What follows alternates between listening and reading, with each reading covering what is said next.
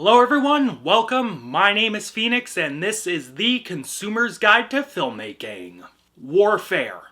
2025, Alex Garland and Ray Mendoza. This film, from the perspective of director Ray Mendoza, chronicles the true story of a mission Mendoza and his US Navy SEAL team were on in Iraq.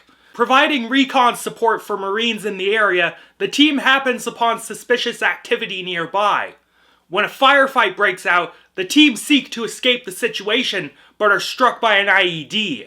Pinned down, and with no evac in sight, Mendoza and his squad must keep themselves alive and find a way to escape the chaos.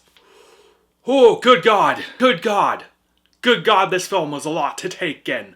Oh my God, this was an incredibly stressful film, but as we get into this, you'll find out I adored it just as much as I was stressed out by it. Sound is probably the most important part of this film. Garland and Mendoza created an utterly oppressive soundscape.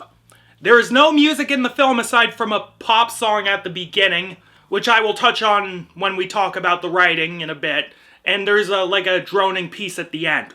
Otherwise, we are left with the, at times, horrifying sounds of their environment.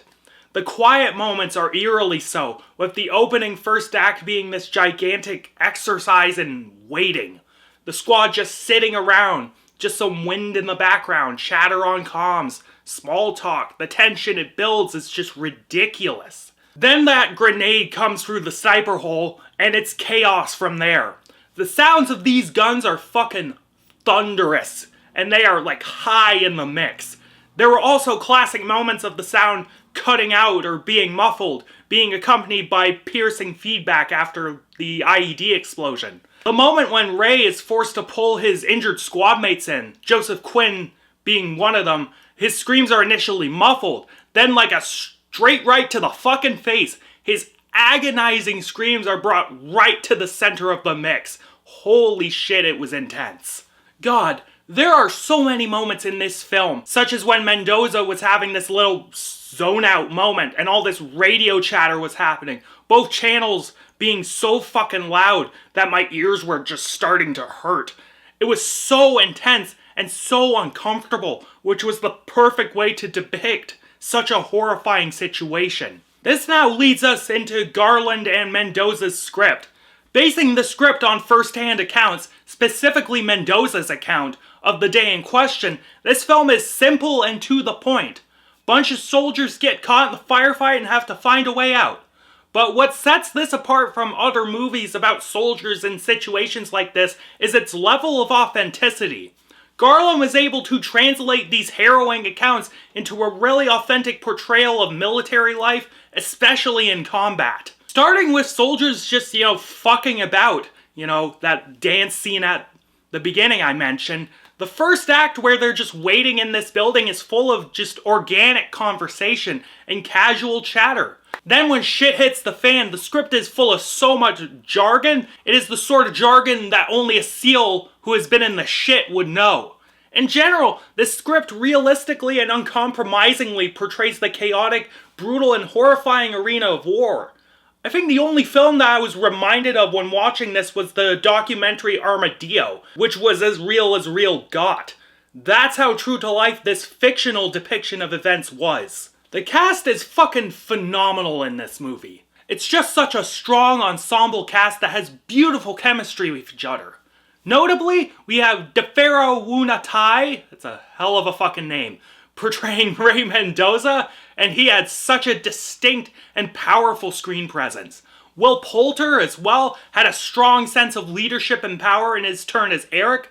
One of my favorite moments, both in terms of writing and acting, was when Poulter was so rattled by everything that he had to admit he couldn't lead and someone else had to take point.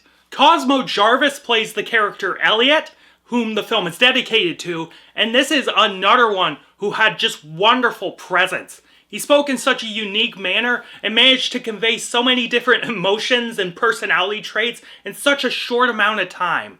Joined by the likes of the underrated Charles Melton, Michael Gandolfini, and the before-mentioned Joseph Quinn, This group of talented actors were so believable and likable that you were on their side for the whole ordeal. But of course, while I did sing the praises of the audio design, Garland of course captured the visual element amazingly. As usual, his frames are tight, the camera work equally so, and the blocking of these incredible sequences was top notch.